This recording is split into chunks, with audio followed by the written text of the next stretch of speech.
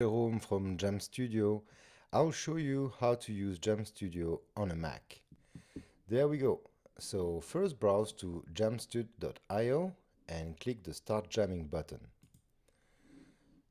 Type your login and password or create an account if you didn't do that yet. Click Login.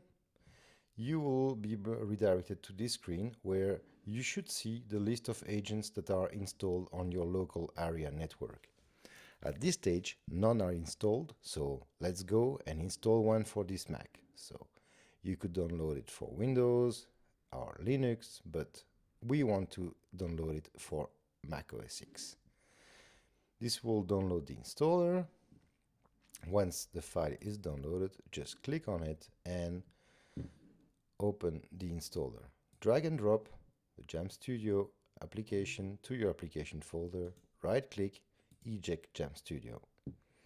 Now go to your application folder and start Jamstudio. This will start an agent. First you need to agree to open it. This will only happen once. And you will notice now that we have a new icon here with the agent started, and the browser opened a new page, a new tab, controlling this particular agent. What you want to do now is either join a session, an existing one, or create a new one. Let's create a new one. This is a test session, and I will specify that I live in Belgium so that the other participant can tell whether or not they will have a good network latency or not, and a description to your session. There we go, we created a session. Hi. Now we need to select a sound card. I have two sound cards connected to this computer, actually three, but I will come back to this later.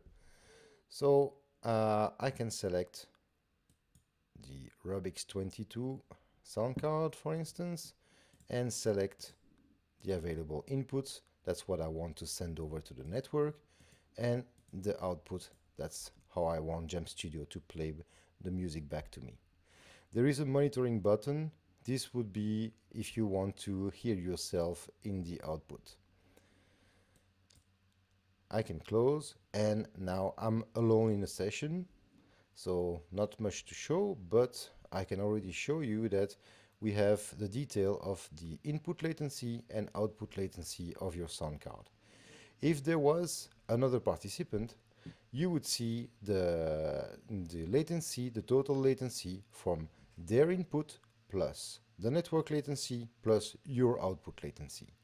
And that's the time that would be in between the moment the person would speak or play on their side and the moment you would hear it on your side.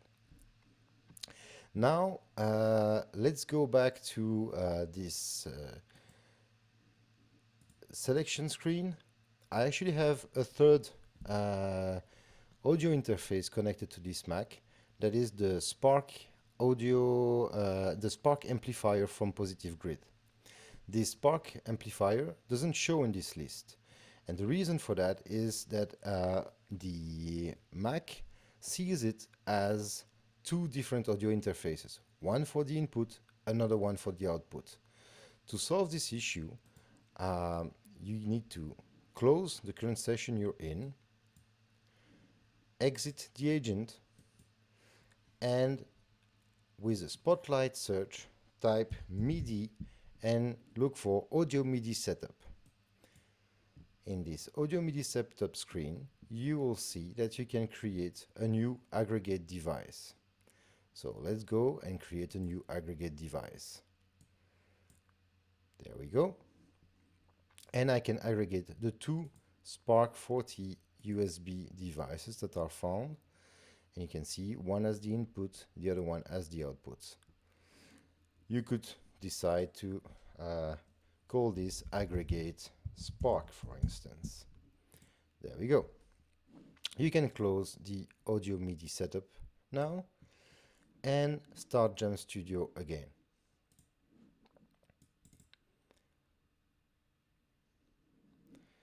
Jamstudio will open a new tab. I can close the previous one.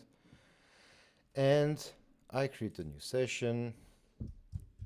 Test Sparky. Again, I'm being nice and I tell the others where I live.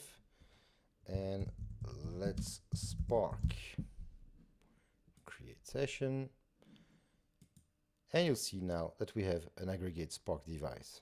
If I select this device, I now have the input from the amp and the two outputs. I can close. And now I'm in session. I will grab my guitar.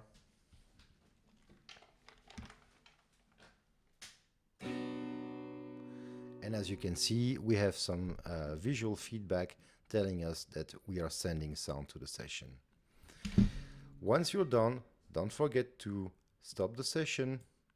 Otherwise, you will still be in session, or this can also be done here. If you're in session, click the stop session.